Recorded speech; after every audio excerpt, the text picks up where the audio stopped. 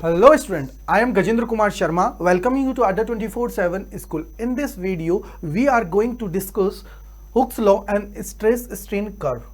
ये हमारा जो पार्ट है पूरा का पूरा जो हमारी मैकेनिकल प्रॉपर्टी ऑफ सॉलिड्स है जो हमारा चैप्टर नंबर 9 है उसके पार्ट की बात कर रहे हैं। इससे प्रीवियस जो हमारा लेक्चर हुआ है उसके अंदर हम लोगों ने डिस्कस किया था इंट्रोडक्शन और इलास्टिक बिहेवियर ऑफ सॉलिड्स और स्ट्रेस और स्ट्रेन कि कैसे हमारा स्ट्रेस होता है, कैसे स्ट्रेन होता है, किसको हम लोग रिजिड बॉडी बोलते हैं, कैसे हमारे स्ट्रेस है उसको डिवाइड किया गया है, स्ट्रेन को कैसे डिवाइड किया गया है उसको हम लोग थोड़ा सा जान लेते हैं जिससे क्या है हम लोग कनेक्ट कर पाएं और आगे जो इसके अंदर चीजें हैं उनको जोड़ते हुए आगे बढ़ पाएं। तो सबसे पहले हम लोग जानने की कोशिश करते हैं कि रिजिड जो बॉडी होती है वो क्या होती है। अगर कोई भी रिजिड बॉडी है तो इट मीन्स क्या हुआ कि अगर हम लोग किसी भी बॉडी के ऊपर फोर्स अप्लाई करते हैं, यानी कि जो फोर्स एक्सटर्नल जो फोर्स है उसको हम लोगों ने टर्म दिया था, नाम दिया था, क्या नाम दिया था? Deforming force. क्या दिया था? डिफॉर्मिंग फोर्स हम लोगों ने उसको नाम दिया था। तो जब भी हम लोग किसी भी बॉडी के ऊपर डिफॉर्मिंग फोर्स अप्लाई करते हैं और अप्लाई करने के बाद जो भी पार्टिकल्स हैं उस बॉडी के, बॉडी हुआ, ऑब्जेक्ट हुआ, जो भी हमारा है उसके अगर मैं पार्टिकल्स की बात करूं उनके बीच की जो डिस्टेंस है,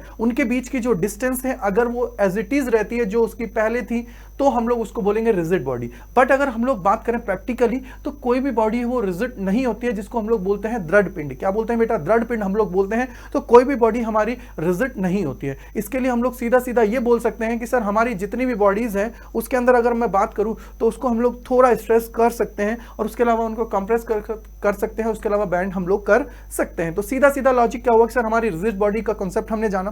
फिर हम लोग जब आगे बढ़े तो कुछ डेफिनेशंस को हमने जाना जिसके अंदर हम लोगों ने देखा कि जो हम लोग एक्सटर्नल फोर्स अप्लाई करते हैं उसको हमने नाम दिया डिफॉर्मिंग फोर्स। उसके बाद हम लोगों ने देखा कि इलास्टिसिटी क्या होती है। इलास्टिसिटी क्या होती है? एक प्रॉपर्टी होती है किसी भी ऑब्जेक्ट या बॉडी की, वो क्या करती है उसको रिगेन करती है जो उसकी इनिशियल पोजीशन थी या हम लोग बोले जो उसका ओरिजिनल कॉन्फ़िगरेशन था। अगर मैं किसी भी बॉडी के ऊपर कोई भी फोर्स अप्लाई करता हूं, फोर्स मींस कि सर डिफॉर्मिंग फोर्स अगर मैं अप्लाई करता हूं, डिफॉर्मिंग फोर्स अप्लाई करने के बाद उस बॉडी की शेप में या हम लोग बोलें सर उसका जो ओरिजिनल कॉन्फ़िगरेशन है उसके अंदर चेंज आ जाता है। बट अगर उसको मैं हटा लेता हूं, जो हमारा डिफॉर्मिंग फोर्स है अगर मैं उसको रिमूव कर देता हूं, उसको हटा देता हूं और हटाने के बाद में जो उसकी इनिशियल कंडीशन है उसको अगर वो गेन कर लेती है। इनिशियल कंडीशन का मतलब क्या हुआ? अगर कोई भी बॉडी है अगर उसकी कंडीशन इनिशियल की अगर मैं बात करता हूं बेटा तो इनिशियल हम लोग कैसे बोलेंगे, कैसे हम लोग डिसाइड करेंगे कि सर वो हमारी इनिशियल कंडीशन है। तो देखिए मान लीजिए मैं बोलता हूं कि अगर मेरे पास कोई भी अगर बॉडी है उसकी इनिशियल कंडीशन ये है और फोर्स लगाने के बाद में इसमें चेंज आ गया, फोर्स लगाने के बाद में अगर ये चेंज इस टाइप से आ गया कि सर ये थोड़ा सा टिल्ट हो गया, लेकिन जैसे ही फोर्स हटाया तो ये अपनी ओरिजिनल जो स्टेट है, जो इसका ओरिजिनल कॉन्फ़िगरेशन है अगर उसको गेन कर लेती है, उसको वापस लेके आ जाती है। तो वो जो प्रॉपर्टी होती है अगर मैं किसी भी बॉडी या ऑब्जेक्ट की बात करूं तो उसको हम लोग बोलते हैं इलास्टिसिटी। क्या बोलते हैं बेटा? इलास्टिसिटी हम लोग बोल देते हैं। फिर हम लोग थोड़े से आगे बढ़े और आगे बढ़ने पर हम लोगों ने जाना कॉन्सेप्ट जो हमारा प्लास्टिक के बारे में था, जिसके बाद में हम लोगों ने देखा एक प्रॉपर्टी को जाना जो हमारी क्या होती है? प्लास्टिसिटी हमारी होती है। और प्लास्टिसिटी को हम लोग डिफाइन करें तो कैसे हुआ कि जब भी हम लोग किसी भी बॉडी या ऑब्जेक्ट के ऊपर कोई भी डिफॉर्मिंग फोर्स अप्लाई करते हैं और अप्लाई करने के बाद में उसकी शेप यानी कि जो उसका ओरिजिनल कॉन्फ़िगरेशन है उसके अंदर चेंज आ जाता है। क्या होता है बेटा? उसके अंदर अगर चेंज आ जाता है, ओरिजिनल कॉन्फ़िगरेशन के अंदर अगर चेंज आ जाता है तो वो चेंज आने के बाद में वो वापस अपनी जो ओरिजिनल स्टेट है उसको गेन नहीं कर पाती है। अगर नहीं कर पाएगी तो इस तरह की जो बॉडी या ऑब्जेक्ट होता है उसको हम लोग बोल देते हैं प्लास्टिक और इसका जो ये प्रॉपर्टी होती है उसको हम लोग बोल देते हैं प्लास्टिसिटी। क्या बोलते हैं बेटा? प्लास्टिसिटी हम लोग बोल देते हैं। फिर हम लोग आगे बढ़े और हम लोगों ने देखा परफेक्ट प्लास्टिक क्या होता है। फिर हम लोग थोड़ा और आगे बढ़े बेटा और वहाँ पे हम लोगों ने जानने की कोशिश की स्ट्रेस और स्ट्रेन की।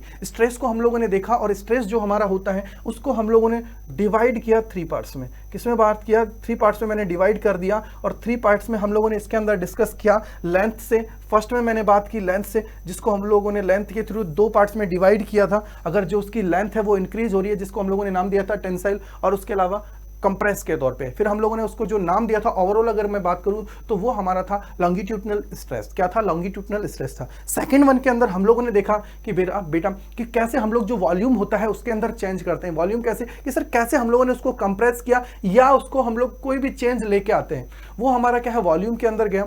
और थर्ड के अंदर हम लोगों ने देखा कि सर जो भी हमारा नॉर्मल स्ट्रेस होता है उसको हमने जानने की कोशिश की। और नॉर्मल स्ट्रेस का मतलब क्या हुआ? सीधे सीधे अगर हम लोग समझे तो नॉर्मल स्ट्रेस का मतलब क्या हुआ कि सर जो भी हमारे पास वॉल्यूम है उसको मैंने क्या किया है? कम कर दिया। वॉल्यूम को क्या किया है बेटा? कम कर दिया है। और सेकंड की अगर मैं बात करूं जिसके अंदर हमने देखा था टेंसाइल की बात की थी तो उसके अंदर हमने लेंथ से रिलेटेड किया था। कंप्रेस के अंदर हम लोगों ने उसको थोड़ा कंप्रेस कर दिया था, उसकी लेंथ के अंदर चेंज आ गया था। और फिर हम लोगों ने जाना वॉल्यूम के रिस्पेक्ट में, फिर हमने जाएगा नॉर्मल स्ट्रेस को जाना, फिर हम लोग गए बेटा स्ट्रेन की तरफ। क्या गए? स्ट्रेन की तरफ। और स्ट्रेन को हम लोगों ने कैसे जाना कि अगर हम लोग कोई भी डिफॉर्मिंग फोर्स अप्लाई कर देते हैं, कोई भी अगर हम लोग डिफॉर्मिंग फोर्स अप्लाई करते हैं और डिफॉर्मिंग फोर्स अप्लाई होने के बाद में, डिफॉर्मिंग फोर्स अप्लाई करा किसी भी बॉडी या ऑब्जेक्ट के ऊपर, तो उसके बाद में अगर उसके अंदर कोई भी चेंज आ जाता है, और चेंज कैसा होगा सर? वो परमानेंटली चेंज होगा। उसके अंदर अगर वो चेंज आ गया है तो चेंज आने के बाद में वो उसकी ओरिजिनल स्टेट को नहीं गेन कर पाएगी। ओरिजिनल स्टेट का मतलब क्या हुआ? मान लीजिए अगर उसकी वैल्यू पहले 10 था, थोड़ी देर के लिए एग्जांपल के कि फॉर एग्जांपल फर्स्ट उसकी जो वैल्यू थी वो थी 10, और अब उसका जो जैसे ही फोर्स अप्लाई किया, डिफॉर्मिंग फोर्स अप्लाई किया, और फोर्स अप्लाई करने के बाद में वो वैल्यू जो रह गई है वो हो गई है 8।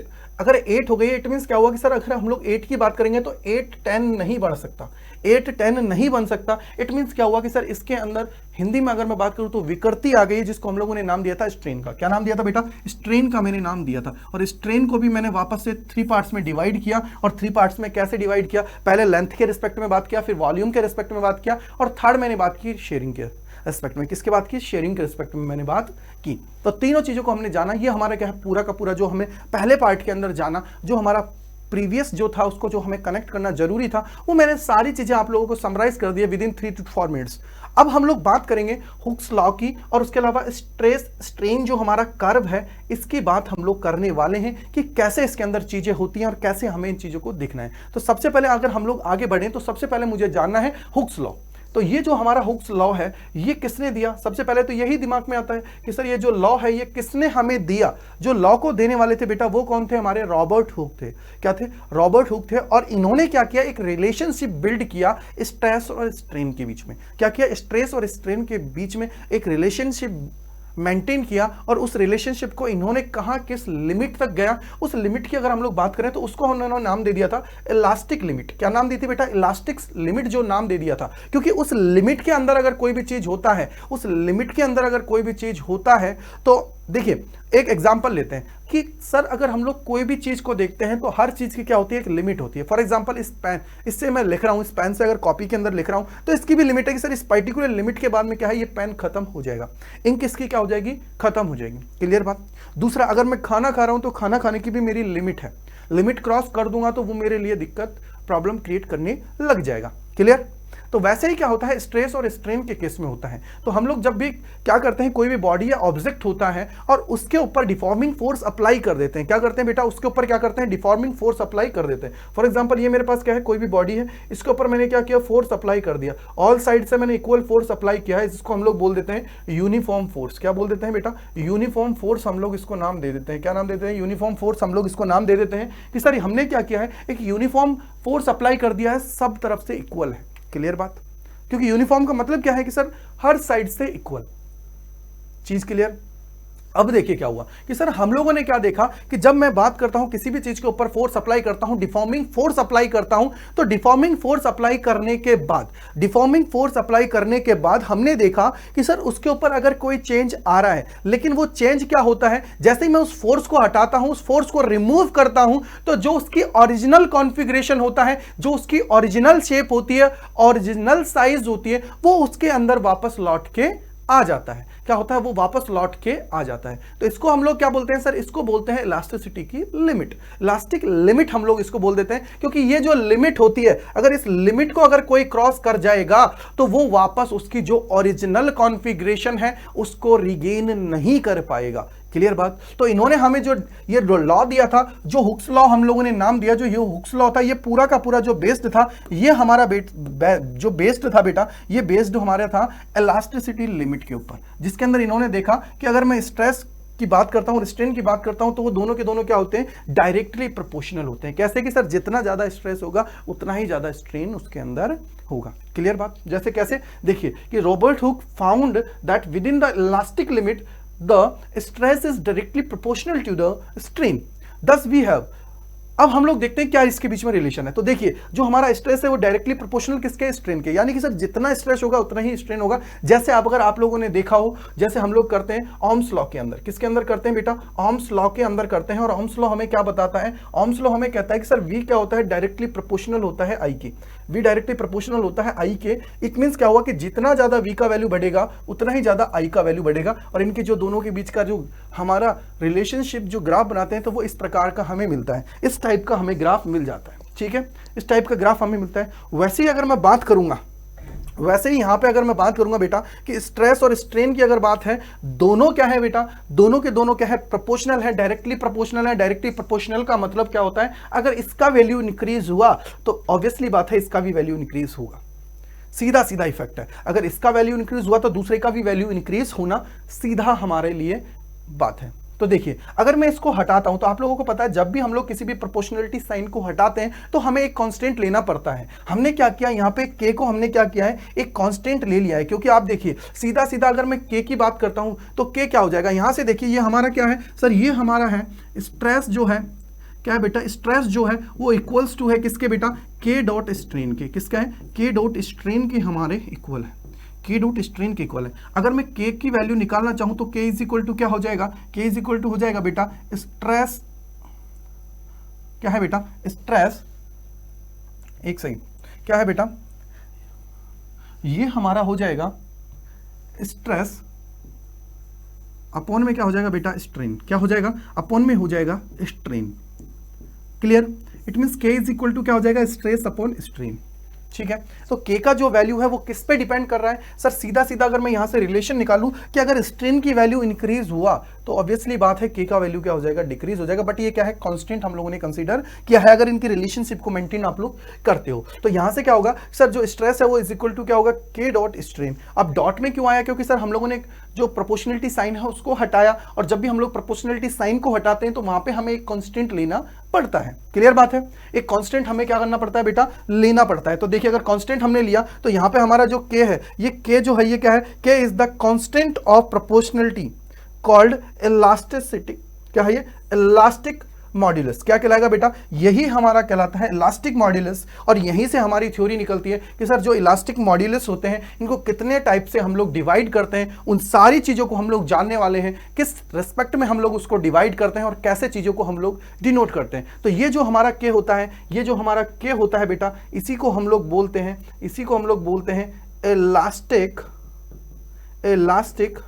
मॉड्यूलस। क्या बोलते हैं बेटा, इसी को हम लोग बोलते हैं इलास्टिक मॉड्यूलस। क्या बोलते हैं, इलास्टिक मॉड्यूलस हम लोग बोल देते हैं। और इलास्टिक जो मॉड्यूलस है इसी को हम लोगों ने डिवाइड किया है। उन सारे पार्ट्स को मैं आप लोगों को समझाने वाला हूं, उन्हीं सारे पार्ट्स को मैं समझाने आपको वाला हूं। तो देखिए सीधा सीधा क्या हुआ यहाँ पे अगर देखें तो सर हम लोगों ने जो ये k है, इस k को हमने क्या नाम दिया है, इसको हमने जो नाम दिया है ये हमारा क्या है, ये जो हमारा प्रोपोर्शनलिटी साइन है, प्रोपोर्शनलिटी कांस्टेंट है, इसको हमने नाम क्या दे दिया बेटा, इसी को नाम दे दिया है इलास्टिक मॉड्यूलस। क्या नाम दे दिया है, इलास्टिक मॉड्यूलस नाम दे दिया है ऑफ द मटेरियल। ये मटेरियल के लिए है, क्या है बेटा, material. There are some material that do not obey Hooke's law like rubber, humans, machine.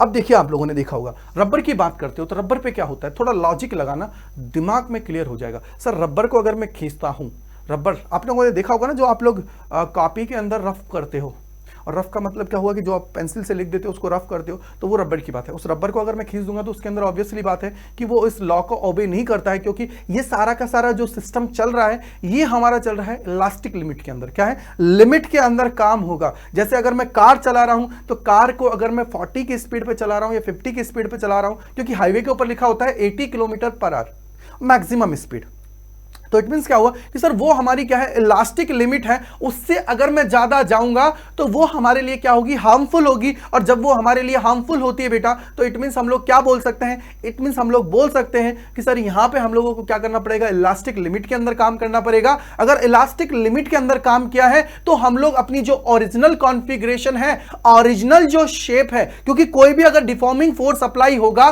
तो हम लोग इलास्टिक लिमिट के अंदर हैं, तो हम लोग जो हमारा ओरिजिनल कॉन्फ़िगरेशन है उसको वापस से रीगेन कर लेंगे। क्या करेंगे, रीगेन कर लेंगे। कब रीगेन करेंगे, जब वो अप्लाइड फोर्स है उसको रिमूव कर दिया जाएगा। क्या करेंगे, जब हमारा जो अप्लाइड फोर्स है अगर उसको मैं रिमूव कर देता हूं तो अब हम लोग हमारी जो ओरिजिनल स्टेज है या हम लोग बोले ओरिजिनल स्टेट है या हमारा ओरिजिनल जो कॉन्फ़िगरेशन है उसको गेन कर लेंगे। कैसे बेटा? कि सर अगर मेरे पास ये रिमोट है, एक छोटा सा एग्जांपल समझते हैं, ये हमारे पास रिमोट है, इसको किसी ने क्या किया है बेटा, इसके ऊपर एक्सटर्नल फोर्स लगाया, यानी कि सर डिफॉर्मिंग फोर्स लगाया। डिफॉर्मिंग फोर्स क्या करता है बेटा? इसको डिफॉर्म करने का काम करता है। डिफॉर्म का मतलब क्या हुआ कि जो भी इसका साइज है, जो भी इसका शेप है, उसको क्या करेगा बेटा? डिफॉर्म करने की कोशिश करेगा। अगर ये डिफॉर्म हो जाता है और ये सारा काम जो हो रहा है वो इलास्टिसिटी की लिमिट में हो रहा है, इलास्टिक लिमिट के अंदर हो रहा है, तो ये क्या करेगा? जैसे ही मैं उस एक्सटर्नल फोर्स को हटाऊंगा, इस डिफॉर्मिंग फोर्स को हटाऊंगा, ये अपनी ओरिजिनल जो कंडीशन है उसको गेन कर लेगा। क्या करेगा? उस ओरिजिनल कंडीशन को क्या करेगा बेटा? गेन कर लेगा। क्लियर? तो इट मींस क्या हुआ कि सर हम लोग सीधा सीधा बोलते हैं कि कुछ हमारे जो हुक्स लॉ को जो ओबे नहीं करते हैं वो हमारे कौन कौन से बेटा? वो हमारे हैं यहां पे अगर मैं बात करूं तो रबर हुआ, ह्यूमन मसल हुआ। मसल का मतलब क्या हुआ कि आप लोगों की जो मसल है उसकी बात कर रहे हैं, क्योंकि देखिए मसल्स के ऊपर भी अगर डिफॉर्मिंग फोर्स कैसे, फॉर एग्जांपल आप लोग जिम के अंदर गए, ठीक है, जिम के अंदर आप लोग क्या कर रहे हो बेटा? एक्सटर्नल फोर्स अप्लाई कर रहे हो, फोर्स अप्लाई कर रहे हो, तो फोर्स अप्लाई होने के बाद में जो आपका स्ट्रक्चर है उसके अंदर चेंज आएगा, और स्ट्रक्चर के अंदर चेंज आएगा तो वो वापस क्या है? वापस क्या कर पाएगा बेटा? उसको रीगेन नहीं कर पाएगा, और रीगेन नहीं होगा तो इट मींस क्या हुआ कि सर वो भी अपना लॉ को ओबे नहीं कर रहा है। उसको क्या कर रहा है बेटा? उस लॉ को क्या कर रहा है? ओबे नहीं कर रहा है। ठीक है भाई, तो ये इसके अंदर क्या था? इलास्टिक मॉड्यूलस की बात थी। क्या थी बेटा? इलास्टिक मॉड्यूलस की बात थी। क्या थी बेटा? इलास्टिक मॉड्यूलस की बात थी। अब हम लोग जानने की कोशिश करते हैं कि सर ये जो हमारे ये मॉड्यूलस थे, इनको हम लोगों ने कितने टाइप्स में डिवाइड किया, किस बेसिस पे डिवाइड कर रहे हैं, उन सारी चीजों को हम लोग जानने की कोशिश करते हैं। तो सबसे पहले हमारा जो टाइप है, अगर मैं बात करूं, देखिए यहां पे लिखा हुआ है रिजिडिटी। अब हम लोग बात करते हैं, सबसे पहला जो हमारा टाइप होता है इसके अंदर वो होता है Young's modulus of rigidity. Clear cut है, ये बहुत ज्यादा इंपॉर्टेंट है, ये बहुत ज्यादा इंपॉर्टेंट है, अपने आप में बहुत ज्यादा इंपॉर्टेंस रखता है। अगर मैं यंग्स मॉड्यूलस की बात करूं, यंग्स मॉड्यूलस की अगर मैं बात करता हूं तो ये अपने आप में बहुत ज्यादा इंपॉर्टेंस रखता है। क्लियर? फर्स्ट चीज ये क्या करता है? इंपॉर्टेंस रखता है। तो इसको हम लोग जानने की कोशिश करते हैं कि ये कैसे चीजें हमें बताता है। तो सबसे पहले देखिए, it is defined as the ratio of normal stress to the longitudinal strain within the elastic limit. Within the elastic limit, word को पकड़िए, क्या बोला है? इलास्टिक लिमिट के अंदर जो चीजें होंगी उनके रिस्पेक्ट में हम लोग इसको बात करेंगे। उसके रिस्पेक्ट में क्या करेंगे बेटा? इसकी बात हम लोग करेंगे। ठीक है, अब यहां पे ये होगा क्या? देखिए सबसे पहले अगर इसको मैं डिनोट किससे करता हूं तो बेटा याद रखिएगा, जो ये वाई सिंबल होता है इससे हम लोग इसको डिनोट करते हैं। तो आप लोग उस एग्जाम में पूछा जाएगा कि फाइंड द यंग्स, या हम लोग बोलेंगे find the Young's modulus of rigidity. Clear? Values कुछ देगा, कुछ वैल्यू देगा और हमसे पूछेगा। ठीक है, तो सबसे पहले देखिए इसको अगर हम लोग देखें तो कैसे होगा कि sir it is defined as the ratio of normal stress to the longitudinal strain within the elastic limit. तो ये हमारा क्या हुआ? वाई हुआ, इज इक्वल टू क्या हो जाएगा सर? ये हो जाएगा लॉन्गिट्यूडनल स्ट्रेस। क्या है? लॉन्गिट्यूडनल स्ट्रेस अपॉन में लॉन्गिट्यूडनल स्ट्रेन। क्लियर बात है या नहीं? इसको समझने के लिए आप लोग थोड़ा सा दिमाग लगा सकते हो कि जब भी यहां पे लॉन्गिट्यूडनल स्ट्रेस की बात होगी, लॉन्गिट्यूडनल स्ट्रेस की बात होगी, तो आप लोगों को मैंने सिखाया था कि इसके अंदर हम लोग जो जर्नल जो लेते हैं, स्ट्रेस की बात करते हैं, वहां पे हम लोग जो फॉर्मूला काम में लेते हैं वो आपको याद रखना है। जो स्ट्रेस के लिए हम लोग फॉर्मूला काम में लेते हैं वो हमारा क्या होता है बेटा? स्ट्रेस की अगर आप लोग बात करते हो तो वो होता है कि सर अप्लाइड फोर्स अपॉन में एरिया, अप्लाइड फोर्स अपॉन में एरिया। और इसका यूनिट क्या होता है बेटा? यूनिट याद रखिएगा, इसका जो यूनिट होगा वो हमारा क्या होता है? इसकी यूनिट हो जाती है बेटा न्यूटन, क्योंकि हमारा जो फोर्स है, फोर्स की यूनिट क्या होगी? न्यूटन होगी। और एरिया की अगर मैं यूनिट की बात करूंगा तो क्या होता है बेटा? Metre square. क्या होता है? मीटर स्क्वायर होता है। यानी कि सर इसका सीधा सीधा अगर मैं बात करूंगा तो यूनिट क्या हो जाएगा? Newton upon metre square. तो यहां से अब हम लोग निकालना चाहे सर इसका यूनिट क्या होगा, तो यूनिट हम लोग देख लेते हैं। आपको पता है कि जब भी हम लोग लॉन्गिट्यूडनल स्ट्रेस की बात, स्ट्रेन की बात करते हैं तो ये स्ट्रेन हमें क्या डिनोट करता है? ये जो स्ट्रेन होता है हमारा, ये लॉन्गिट्यूडनल स्ट्रेन जो होता है बेटा, ये हमें बताता है sir change in length upon में ओरिजिनल लेंथ। क्या बताता है? चेंज इन लेंथ अपॉन में ओरिजिनल लेंथ। ये डेल एल है, डेल कभी भी किसी के साथ लिखा हुआ है तो ये हमें डिनोट कर रहा है चेंज इन, क्या है बेटा? चेंज इन लेंथ अपॉन में क्या हो जाएगा? Original length. क्या हो जाएगा? अपॉन में हो जाएगा ओरिजिनल लेंथ। ये हमारा क्या हो जाता है? Original length, original length. Okay, original length, ये हमारा क्या हो जाएगा? Original length. क्लियर है? क्या हो जाएगा, चेंज इन लेंथ अपॉन में जो ओरिजिनल लेंथ है, वो जो हमारी ओरिजिनल जो लेंथ है उसकी मैंने बात किया है। अब यहां से देखिए, जब भी मैं बात करता हूं डेल एल अपॉन एल, आप लोगों को याद हो तो पिछली क्लास का यहां पे कनेक्ट कर सकते हो कि लॉन्गिट्यूडनल स्ट्रेन की बात करते हो तो लॉन्गिट्यूडनल स्ट्रेन हमारा क्या होता है, इसकी यूनिट की बात करूं तो मैंने आप लोगों को बोला था ये हमारा क्या होता है, यूनिट लेस होता है। क्या होता है बेटा, ये हमारा होता है यूनिट लेस। क्या होता है, यूनिट लेस होता है। इसी के साथ मैंने एक वर्ड और आप लोगों को बोला था, इट इज ऑल्सो डायमेंशनलेस। क्या बोला था, इसी को मैंने आप लोगों को बोला था कि यह हमारा क्या होता है, डायमेंशनलेस और होता है। क्या होता है बेटा, डायमेंशनलेस और होता है। क्या होता है, इसी के साथ मैंने आप लोगों को वर्ड बोला था जो बताया था कि सर ये क्या होता है, डायमेंशनलेस और होता है। क्लियर बात है, क्लियर है नहीं है? इट मींस अगर मैं ओवरऑल बात करूं कि सर इसका यूनिट क्या हो जाएगा, यंग्स मॉड्यूलस ऑफ रिजिडिटी की जो ओरिजिनल जिसकी अगर मैं यूनिट की बात करता हूं तो क्या हो जाएगा बेटा, ये हमारा हो जाएगा, देखिए लॉन्गिट्यूडनल स्ट्रेस होता है, इसका यूनिट क्या हो जाएगा, न्यूटन अपॉन मीटर का स्क्वायर। और यहां से हम लोग देखेंगे तो ये लॉन्गिट्यूडनल स्ट्रेन जो हमारा है ये हमारा क्या होता है, यूनिट लेस है। इट मींस ओवरऑल अगर मैं बात करूंगा तो इसकी यूनिट क्या हो जाएगी, न्यूटन अपॉन मीटर स्क्वायर। क्या होगा, न्यूटन अपॉन मीटर स्क्वायर। तो याद रखिए, it has same unit as stress because strain does not have any unit. Strain की कोई भी यूनिट नहीं होती है, स्ट्रेन की कोई भी यूनिट नहीं होती है। y is the major in newton upon metre square और पीए का मतलब होता है बेटा पास्कल। क्या होता है, पीए का मतलब होता है पास्कल। तो ये हमारा किसके रेस्पेक्ट में बात की मैंने, यंग्स मॉड्यूलस के रेस्पेक्ट में बात की। तो आप लोगों को न्यूमेरिकल जब आएगा तो वो आप लोगों को क्या दे देगा बेटा, या तो आप लोगों को फोर्स दे देगा, या आप लोगों को एरिया दे देगा, या आप लोगों को एल दे देगा, या फिर हम लोग बोले तो वो आप लोगों को वाई दे देगा। वाई का मतलब क्या हुआ, यंग्स मॉड्यूलस की वैल्यू दे देगा।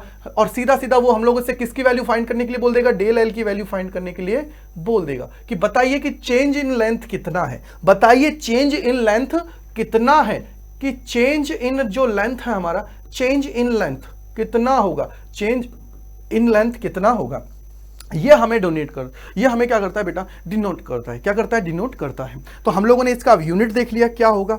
अब इसके एग्जांपल को देख लेते हैं कि sir metals generally have large volume, क्या है, वैल्यू ऑफ मॉड्यूलस, ठीक है, Young's modulus compare to the other materials. अब इसमें याद रखिएगा जो मेटल्स की बात की गई है, किसकी बात की गई है, मेटल्स की बात की है। तो मेटल्स में क्या होगा, वैल्यू ज्यादा होगा। क्या होगा, वैल्यू क्या होगा बेटा, लार्ज होगा, ज्यादा होगा। In scientific terms the higher the, क्या है, the higher the Young's modulus of the material the more elastic it is. कि जितना ज्यादा वैल्यू, साइंटिफिक अगर मैं बात करूंगा तो जितना ज्यादा मेरी वैल्यू यंग्स मॉड्यूलस की होगी उतना ही ज्यादा वो मटेरियल है बेटा, वो क्या होगा, वो उतना ही हमारा क्या होगा, इलास्टिक होगा। क्या होगा, इलास्टिक होगा। और इस वर्ड को मुझे डिनोट करने, इस वर्ड को मुझे बताने की जरूरत नहीं है। इसको वर्ड जो है ये इलास्टिक की बात की है। इलास्टिक को मुझे बेटा डिफाइन करने की जरूरत नहीं है क्योंकि हम लोग इसके अंदर पहले से ही डिफाइन कर रहे हैं कि सर इलास्टिक जो होता है, इलास्टिक हमारा जो होता है बेटा, ये हमारी क्या होती है, एक प्रॉपर्टी होती है जिसको हम लोग क्या नाम देते हैं, इलास्टिसिटी के नाम दे देते हैं।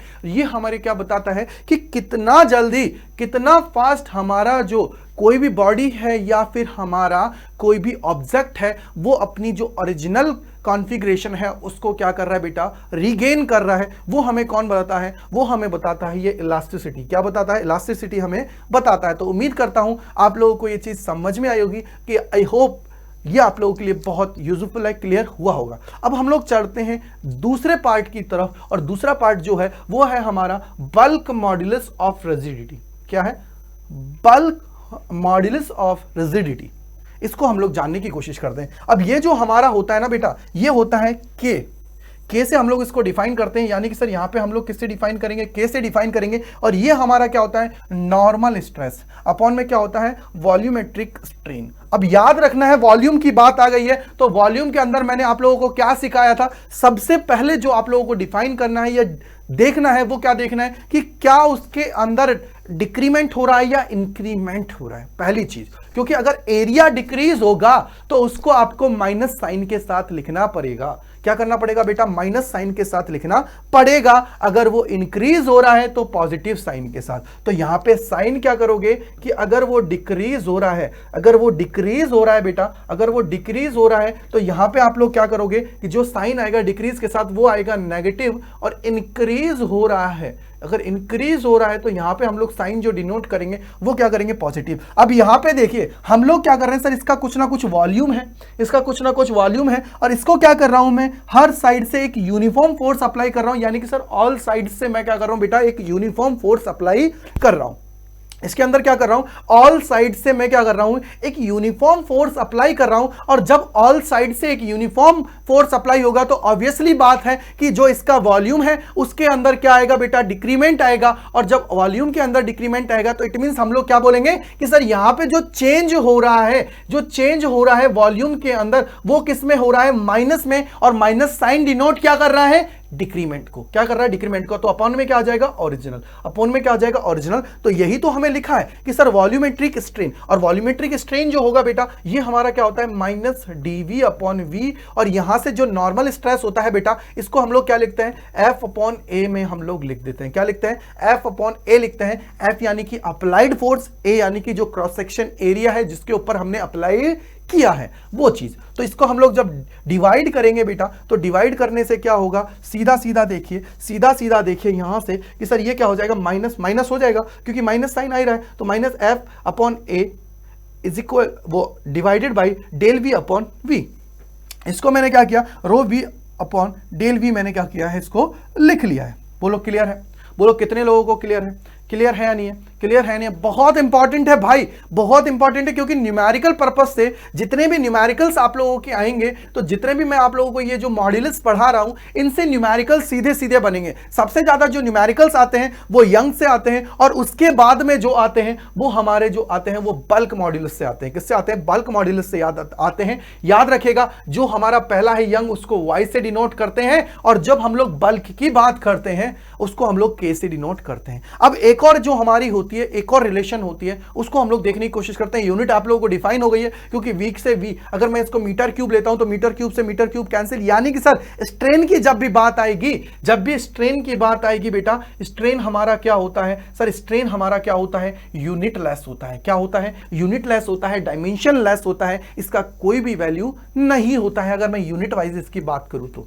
यूनिट वाइज अगर इसकी बात करूं तो, फिर अगर हम लोग बात करते हैं तो इट मीन सीधा सीधा क्या हुआ कि सर जो भी हमारे स्ट्रेस की वैल्यू है वही हमारी जो यूनिट है वही हमारी क्या है, मॉड्यूलस की यूनिट होगी। तो सीधा सीधा है सर, यहां पे क्या हो जाएगा, फोर्स की यूनिट न्यूटन है, ए की यूनिट क्या हो जाएगी, मीटर स्क्वायर हो जाएगा। It means newton upon metre square. तो the SI unit of bulk modulus is newton upon metre square, newton upon metre square, newton upon metre square. Now हम लोग डिस्कस करेंगे सर कंप्रेसिबिलिटी की। किसकी बात करेंगे बेटा, कंप्रेसिबिलिटी की बात करेंगे कि कितना ज्यादा उसको कंप्रेस किया गया है, उसकी मैं बात करूंगा। कंप्रेसिबिलिटी की मैं बात करूंगा कि ये क्या होता है। तो सबसे पहले देखिए कि sir compressibility of a material is the reciprocal of its bulk modulus of elasticity. कि जो हमारी वैल्यू आई है, जो हमारी वैल्यू आई है बल्क मॉड्यूलस की, जो भी हमारी वैल्यू आई है बल्क मॉड्यूलस की, उसका रेसिप्रोकल अगर हम लोग ले लेते हैं तो वो हमारी क्या कहलाती है, कंप्रेसिबिलिटी। क्या कहलाती है बेटा, कंप्रेसिबिलिटी।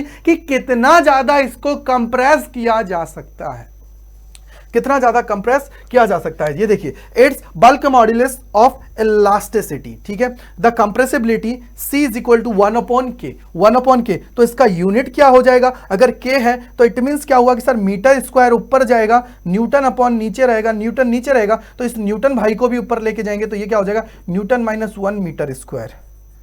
और इसकी सीजीएस की बात है तो देखिए यह आ गया है डाइन सेंटीमीटर स्क्वायर, -1 है डाइन के साथ। डाइन -1 है, सेंटीमीटर का क्या है बेटा, स्क्वायर है। सेंटीमीटर का क्या है, स्क्वायर है। तो उम्मीद करता हूं ये अच्छे से आप लोगों को समझ में आ जाएगा। न्यूमेरिकल कैसे पूछेगा, आप लोगों से के की वैल्यू फाइंड करने के लिए बोल देगा। न्यूमेरिकल के अंदर जब भी आएगा के की वैल्यू फाइंड करने के लिए बोल देगा, या हमसे बोल देगा कि डेल वी की वैल्यू निकाल दीजिए, या हमसे बोल देगा कि find the value of C, find the value of C. C हमारा क्या है, कंप्रेसिबिलिटी। क्या है, कंप्रेसिबिलिटी। ये हमें क्या डिनोट करेगा, कंप्रेसिबिलिटी को बताएगा। कंप्रेसिबिलिटी का मतलब क्या हुआ कि इसको कितना ज्यादा कंप्रेस किया जा सकता है, कितना ज्यादा कंप्रेस किया जा सकता है। Clear. Now we discuss third. हम लोग तीसरे की बात करते हैं। तीसरे की ओर चलते हैं और तीसरे को देखते हैं क्या होता है। और तीसरे को देखते ही आप लोगों को एक शक्ल याद आ गई होगी कि सर इसमें हम लोग जो बात करेंगे वो बात करेंगे टेंजेंशियल की। किसकी बात करेंगे सर? इसको मैंने क्या किया है, एक पोजीशन है उस पर मैंने फिक्स किया, और फिक्स का मतलब क्या हुआ कि इसको जो हमारा नीचे वाला फेस है उसको मैंने क्या किया, फिक्स कर दिया है और इसको थोड़ा सा टिल्ट कर दिया है। क्या किया? थोड़ा सा टिल्ट कर दिया, यानी कि इसका बेस तो सेम है, इसका फेस जो नीचे वाला है वो सेम है, उसको फिक्स कर दिया है हमने। सिर्फ और सिर्फ इसमें क्या किया है, थोड़ा सा इसको टिल्ट कर दिया है। क्या किया है? टिल्ट कर दिया है। इसको हम लोग बोलते हैं बेटा शेयर मॉड्यूलस। क्या बोलते हैं? शेयर मॉड्यूलस हम लोग बोल देते हैं। और जब ये शेयर मॉड्यूलस होता है तो इसको हम लोग डिनोट जो करते हैं वो कर देते हैं नीटा से। क्लियर बात? नीटा से हम लोग कर देते हैं। तो ये हमारा क्या हो जाता है, शेयर स्ट्रेन हो जाता है। क्या हो जाता है? शेयर स्ट्रेन हो जाता है। अब ये चीज तो क्लियर है कि सर स्ट्रेस अपॉन में क्या हो जाएगा, शेयर स्ट्रेन। क्या हो जाएगा? Shear strain. यहां से क्या हो जाएगा, स्ट्रेस की जब बात करेंगे, टेंजेंशियल स्ट्रेस की बात कर रहे हैं तो क्या हो जाएगा, एफ अपॉन ए। क्या हो जाएगा? एफ अपॉन ए। अपॉन में क्या हो जाएगा बेटा, इसको आप लोग क्या बोलते हो, गामा बोल सकते हो। क्या बोल सकते हो बेटा? गामा आप लोग इसको बोल सकते हो। सिंबल गामा की तरह ही है। तो ये एन इज इक्वल टू क्या हो जाएगा, एफ अपॉन में ए गामा हम लोग इसको बोल सकते हैं। ठीक है। और वैसे क्या होता है, ये मॉड्यूलस ऑफ रिजिडिटी, और इसको ही हम लोग क्या बोल देते हैं, शेयर मॉड्यूलस बोल देते हैं। क्या बोल देते हैं? Shear modulus. तो the SI unit of shear modulus is newton upon metre square. सीधा सिंपल याद रखिएगा, जो हमारी स्ट्रेस की यूनिट होती है, जो हमारी स्ट्रेस की यूनिट होती है बेटा, वही हमारी क्या होती है, इस मॉड्यूलस की यूनिट होती है। वही हमारी क्या होती है, इस मॉड्यूलस की यूनिट होती है। किसकी यूनिट होती है बेटा? मॉड्यूलस की यूनिट होती है। ठीक है भाई, इस मॉड्यूलस की और हमारा जो स्ट्रेस है, इन दोनों की यूनिट है वो सेम होती है। यूनिट जो होगी ना बेटा वो क्या होगी, सेम होगी। और यूनिट क्या होती है, न्यूटन अपॉन मीटर स्क्वायर। या फिर आप लोग इसको, जब ये तो हमारी होती है एसआई में, या इसी को हम लोग बोलते हैं एमकेएस में, या हम, क्योंकि देखिए एमकेएस का ही हमारा क्या है, एसआई क्या है, थोड़ा सा एडवांस वर्जन बोल सकता हूं। जैसे एंड्रॉइड में नहीं होता, अपने मोबाइल में 6 है तो 7 आ गया, वैसे ही मैं इसको बोल सकता हूं। क्योंकि ये हमारी क्या है, जो इंटरनेशनल लेवल पे हम लोग जितने भी ट्रेड करते हैं वो एसआई यूनिट के अंदर ही करते हैं। आगे देखिए, हम लोग जब सीजीएस की बात करेंगे, सीजीएस के अंदर जाएंगे तो सीजीएस में ये हमारा जो न्यूटन है ये क्या हो जाता है बेटा, ये हमारा हो जाता है डाइन, और ये हमारा जो मीटर स्क्वायर है ये क्या हो जाता है, सेंटीमीटर का स्क्वायर। क्या हो जाता है? सेंटीमीटर का स्क्वायर हमारा हो जाता है। क्या हो जाता है? सेंटीमीटर का स्क्वायर हमारा हो जाता है। क्लियर? क्लियर है? अगर क्लियर है तो देखिए, the shear modulus of a material is always considerably smaller than the Young's modulus for it. याद रखिएगा कि यंग्स मॉड्यूलस की जो वैल्यू होगी उससे हमेशा इसका वैल्यू जो होगा वो क्या होगा, स्मॉलर होगा। स्मॉलर यानी कि जो हमारे यंग्स की वैल्यू है, यंग की जो वैल्यू है वो ग्रेटर देन होगी किससे, जो हमारा ये शेयर मॉड्यूलस है। क्या है? शेयर मॉड्यूलस है, उससे ज्यादा होगी ही होगी। तो ये सीधा सीधा किस पे बेस्ड है कि सर हम लोग क्या कर रहे हैं, इसको क्या कर रहे हैं बेटा, यहां से तो फिक्स्ड कर दिया और इसे फोर्स अप्लाई कर रहे हैं। और फोर्स हम लोग जब इधर की साइड अप्लाई कर रहे हैं तो फोर्स अप्लाई करने पर क्या हुआ कि सर जैसे ही फोर्स अप्लाई होगा तो इसका बेस सेम है, बट ये क्या होगा, थोड़ा सा खिसकेगा। कैसे? जैसे मैं यहां सीधा खड़ा हुआ हूं, मेरे में कोई झटके से धक्का मार दे तो मैं थोड़ा सा टिल्ट हो जाऊंगा, बट मेरा जो बेस है, जो मेरा फेस है, मतलब हम लोग अगर इसके रिस्पेक्ट में बात करें कि सर इसके फेस को हमने क्या किया, फिक्स कर दिया है, वैसे मैंने क्या किया, मेरे बेस यानी कि पैरों को फिक्स कर दिया है। और जब मैं पैरों को फिक्स कर दिया हूं तो इट मींस क्या हुआ कि सर मेरे में अगर कोई फोर्स अप्लाई करेगा तो सिर्फ ऊपर से क्या होगा, चेंज आएगा। क्या होगा? ऊपर से चेंज आएगा। तो ये हमारे क्या है बेटा, तीनों के तीनों बहुत इंपॉर्टेंट, और जो सबसे ज्यादा इंपॉर्टेंट है मैंने आप लोगों को बता दिया है, यंग्स मॉड्यूलस। और उसके अलावा जो आप लोगों का के है, के की अगर मैं बात करूं, बल्क मॉड्यूलस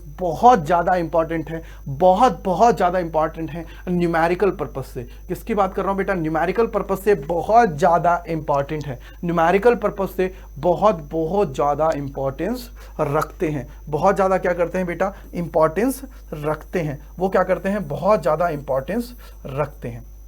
चलिए हम लोग आगे बढ़ते हैं और जानने की कोशिश करते हैं इसको, जो हमारा क्या है, स्ट्रेस स्ट्रेन जो कर्व है उसको हम लोग जानने की कोशिश करते हैं कि ये कर्व क्या कहता है। क्योंकि ये जो हमें कर्व है ये बहुत इंपॉर्टेंट है। ये जो कर्व है बेटा ये बहुत इंपॉर्टेंट है अगर मैं इस चैप्टर की बात करूं, क्योंकि आप लोगों से ये सीधा सीधा पूछा जाता है एग्जाम के अंदर कि डिफाइन स्ट्रेस और स्ट्रेन कर्व, सीधा सीधा पूछा जाएगा।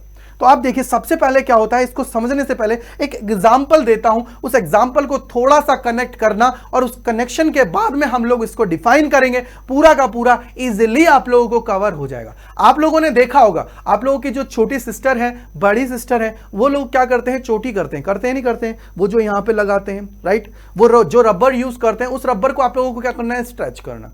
ठीक है, रबर को क्या करना है, स्ट्रेच करना है, और उसको स्ट्रेच करते ही जाना है। मैंने क्या किया, उसको स्ट्रेच किया, फोर्स, डिफॉर्मिंग फोर्स अप्लाई किया, मतलब एक्सटर्नल जो फोर्स है वो अप्लाई किया। अप्लाई करने के बाद में मैंने क्या किया बेटा, उसको स्ट्रेच करने लगा। स्ट्रेच करने के बाद में क्या हुआ कि सर एक लिमिट तक क्या है, अगर उसको मैं छोड़ देता हूं तो वो क्या करेगा, वापस जो उसकी सेम ओरिजिनल जो शेप है उसको क्या कर लेगा, फाइंड कर लेगा। इट मींस क्या हुआ कि सर वो क्या करेगा, उसकी ओरिजिनल स्टेट पे आ जाएगा, रीगेन उसको कर लेगा। लेकिन उसको मैं और ज्यादा खींचूंगा, उसको खींचता ही जाऊंगा, उसको स्ट्रेच करता जाऊंगा, तो स्ट्रेच करने पर क्या होगा बेटा, एक कंडीशन ऐसी आएगी कि सर अगर मैं उसको थोड़ा सा नहीं, अगर उसको रिमूव करता हूं, अगर एक्सटर्नल जो फोर्स है उसको रिमूव नहीं करूंगा, तो वो क्या करेगा, उसके अंदर परमानेंटली क्या होगी, डिसेबिलिटी आ जाएगी। यानी कि सर स्ट्रेन की कंडीशन आ जाएगी कि सर वो वापस तो आ जाएगा, लेकिन जो उसका ओरिजिनल जो पाथ था, जो उसका ओरिजिनल रास्ता था, ओरिजिनल कॉन्फ़िगरेशन था, उसको वो नहीं ले पाएगा। इट मीन सीधा सीधा क्या हुआ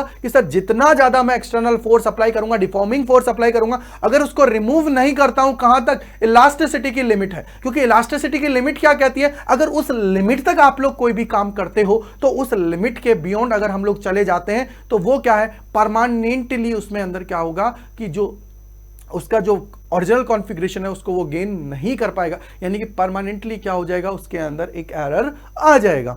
क्लियर बात। तो हम लोग क्या करेंगे सर, फोर्स हम लोग अप्लाई करते जाएंगे। एक कंडीशन ऐसी आएगी बेटा, उस कंडीशन पे क्या होगा कि वो जो हमारा जो रबर हम लोग यूज कर रहे हैं वो क्या होगा बेटा, ब्रेक हो जाएगा। यानी कि सर जो हमारा क्या हो जाएगा, ब्रेकिंग पॉइंट आ जाएगा, या उसी को हम लोग बोल देते हैं ये फ्रैक्चर पॉइंट। क्या बोलते हैं बेटा, फ्रैक्चर पॉइंट हम लोग उसको बोल देते हैं, फ्रैक्चर पॉइंट हम लोग उसको बोल देते हैं। क्लियर बात है। तो अब हम लोग जो मैंने पूरी पिक्चर आप लोगों के दिमाग में लाया हूं, उसी पिक्चर की हेल्प लेते हैं और इसको हम लोग समझने की कोशिश करते हैं। तो आप लोगों को पता है ये किस किस के बीच में होगा, ये हमारा है स्ट्रेस और हमारे स्ट्रेन के बीच में। क्लियर बात है।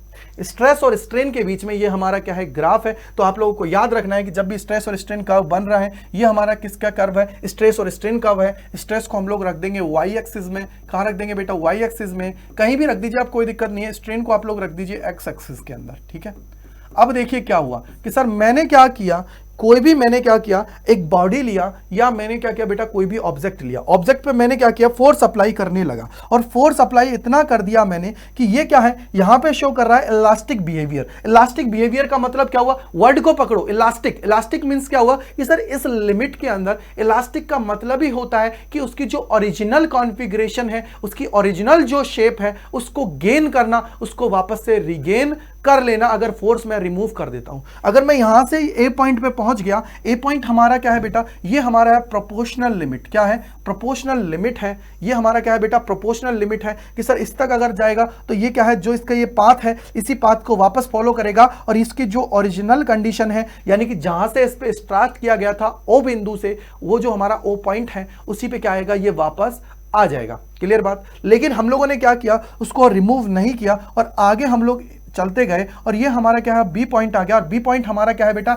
इलास्टिक लिमिट है कि भाई अगर इससे ऊपर हम लोग चले गए, क्योंकि हर चीज की लिमिट है, ये हमारी क्या है, इलास्टिक लिमिट है। इससे बियॉन्ड हम लोग चले जाते हैं तो हमारा वो वापस रीगेन नहीं कर पाएगा। यानी कि वो ओरिजिनल जो उसका स्ट्रक्चर है, ओरिजिनल जो कॉन्फ़िगरेशन है, उसको क्या है, वो गेन नहीं कर पाएगा। ओरिजिनल जो कॉन्फ़िगरेशन है उसको नहीं कर पाएगा अगर मैं बियॉन्ड द लिमिट चला जाता हूं। बियॉन्ड द अगर लिमिट चला जाता हूं, जो हमारी लिमिट है, ये हमारी जो लिमिट है, इलास्टिसिटी की जो लिमिट है, इससे बियॉन्ड चला जाता हूं तो वो वापस उसको गेन नहीं कर पाएगा। हम लोग सी पे गए, अगर मैं सी पॉइंट पे गया तो सी पॉइंट पे हम लोग पहुंच गए, और इस सी पॉइंट पे पहुंचने के बाद में हम लोगों को पता लगा कि अब तो हमने क्या किया है, जो हमारी इलास्टिसिटी की लिमिट है उसको मैंने क्या किया है, क्रॉस कर दिया है। और क्रॉस करने के बाद अब मैं वापस इस पथ पे वापस नहीं जा सकता, इस पाथ पे क्या है बेटा, वापस नहीं जा सकता। इस पाथ को क्या कर पाऊंगा, फॉलो नहीं कर पाऊंगा। अगर इस पाथ को फॉलो नहीं कर पाता हूं तो इट मींस क्या हुआ कि सर इससे अगर यहां से मैं फोर्स को रिमूव कर देता हूं, डिफॉर्मिंग फोर्स को रिमूव कर दूंगा, तो ये क्या होगा, वापस तो बेटा यहां पे आ जाएगा, वापस तो नीचे आ जाएगा, बट इसके अंदर क्या होगी, थोड़ी सी ये एरर आ जाएगी। जैसे मैंने आपको एग्जांपल दिया कि अगर मैं उस रबर को स्ट्रेच करता जाता हूं, उसकी जो इलास्टिक लिमिट है उससे भी बियॉन्ड चला जाता हूं, तो उसके बाद में क्या होगा, उसके अंदर एक स्ट्रेन आ जाएगा। उसके अंदर क्या है, एक स्ट्रेन आ जाएगा, क्योंकि उसके अंदर एक विकृति आ जाएगी। बेटा स्ट्रेन का मतलब ही होता है विकृति, उसके अंदर क्या होगी, विकृति आ जाएगी। क्लियर बात है। अब हमने क्या किया, मान लीजिए हम लोग थोड़ा अज्यूम और करते हैं कि ये जो सी पॉइंट है यहां पे भी हम लोगों ने कुछ नहीं किया, हम लोग इसको आगे लेके जाते गए, यहां पे क्या करेगा, वो प्लास्टिक बिहेवियर शो करेगा, लेकिन इससे भी हम लोग आगे चले गए और डी पॉइंट पे पहुंच गए, और डी पॉइंट पे हमारा क्या आ जाएगा, डी पॉइंट पे हमारा क्या आ जाएगा, बताइए जल्दी से, यह हमारा आ जाएगा फ्रैक्चर पॉइंट। यानी कि सर सीधा सीधा हम लोग बोले तो इसी को हम लोग बोल देते हैं ब्रेक डाउन पॉइंट। क्या बोल देते हैं बेटा, इसी को हम लोग बोल देते हैं ब्रेक डाउन पॉइंट, कि सर इस कंडीशन पे आके वो हमारा ब्रेक हो जाएगा, इसको हम लोग क्या बोलेंगे, ब्रेक डाउन कंडीशन भी मैं इसको बोल सकता हूं। क्या बोल सकता हूं बेटा, ब्रेक डाउन कंडीशन मैं इसको बोल सकता हूं। क्या बोल सकता हूं, ब्रेक डाउन कंडीशन मैं बोल सकता हूं कि सर अगर मैंने उसको रिमूव नहीं किया, उसको बियॉन्ड द लिमिट चला गया और फिर भी वो उस पर अप्लाई होता रहा, तो उसको हम लोग क्या बोलते हैं बेटा, उसी को हम लोग बोल देते हैं फ्रैक्चर पॉइंट। और उसके अलावा उसी को हम लोग सेकंड पॉइंट में अगर मैं बात करूं तो उसी को मैं बोल देता हूं बेटा ब्रेक डाउन पॉइंट। क्या बोल देते हैं, break down condition, break down point, जो भी आप लोग बोलना चाहें बोल सकते हैं, क्योंकि इस कंडीशन पे आके वो क्या हो जाएगा बेटा, ब्रेक डाउन कर जाएगा, वो बिल्कुल टूट जाएगा। तो ये सारी की सारी चीज क्या है, इस ग्राफ के अंदर है, जो हमें पता होना चाहिए, जो इसके अंदर हमें पता होना चाहिए, जो हमें क्या है बेटा, इसके अंदर पता होना चाहिए। तो ये हमारा क्या होता है, यही हमारा होता है स्ट्रेन स्ट्रेस कर्व, यही हमारा स्ट्रेन स्ट्रेस कर्व होता है, जिसके लिए आप लोगों को सीधा सीधा मैंने रबर का एग्जांपल दिया, उस रबर के एग्जांपल को दिमाग में सेट रखिए, आपको कोई भी दिक्कत नहीं होगी। ठीक है बेटा, तो ये हम लोगों ने इसके अंदर जो किया है वो मैंने क्या क्या बताया है आप लोगों को। मैंने क्या किया बेटा, जितने भी हमारे मॉड्यूलस थे, क्योंकि हम लोगों ने सबसे पहले देखा हुक्स लॉ, और हुक्स लॉ में हमने देखा एक कांस्टेंट के, जो हमारा क्या है, प्रोपोर्शनलिटी कांस्टेंट है, जिसी को हम लोग बोल देते हैं बेटा इलास्टिक मॉड्यूलस। क्या बोलते हैं, मॉड्यूलस के तौर पर हम लोग देखते हैं। उसी मॉड्यूलस को हमने 3 टाइप से देखा। पहले हमने देखा यंग्स के फॉर्म में, सेकेंड हमने देखा बल्क की फॉर्म में, थर्ड हमने देखा बेटा शेयरिंग की फॉर्म में। फिर हम लोग आगे बढ़े, और आगे बढ़ने पे हमने देखा कि जो हमारे लिए जो इंपॉर्टेंट है वो कौन से हैं। फर्स्ट 2 हैं वो बहुत ज़्यादा इंपॉर्टेंट है, क्योंकि यंग्स की अगर मैं बात करता हूँ, कंपेयर करता हूँ थर्ड वन से, शेयरिंग से, तो उसके अंदर यंग्स का वैल्यू बहुत ज़्यादा होता है। यंग्स का क्या होता है बेटा, वैल्यू बहुत ज़्यादा होता है। क्लियर बात। उसके बाद में हम लोग आए और हमने जानने की कोशिश की, ये हमारा जो स्ट्रेस स्ट्रेन कर्व है, इसको हमने जानने की कोशिश की, और स्ट्रेस स्ट्रेन कर्व को जब हमने जाना तो हम लोगों ने देखा कि ये जो हमारा कर्व है बहुत इंपॉर्टेंट है। इससे हम लोग इजीली डिफाइन कर पाएंगे कि कहाँ उसका ब्रेक डाउन पॉइंट आएगा और कहाँ उसका इलास्टिक लिमिट होती है, क्योंकि इलास्टिक लिमिट तक अगर हम लोग जाएंगे तो हमारा जो हुक्स लॉ है वो हमारा फॉलो होगा, और उसके अलावा अगर उसके बियॉन्ड द लिमिट चले जाते हैं तो वो हमारा जो हुक्स लॉ है वो हमारा फॉलो नहीं होगा। क्लियर बात। तो ये पूरे के पूरे चैप्टर के अंदर चीजें थी। तो बेटा अगर आपको अच्छा लगा है तो लाइक कीजिए, शेयर कीजिए, और कमेंट आप लोगों को करना है। ठीक है, thank you so much for joining this session.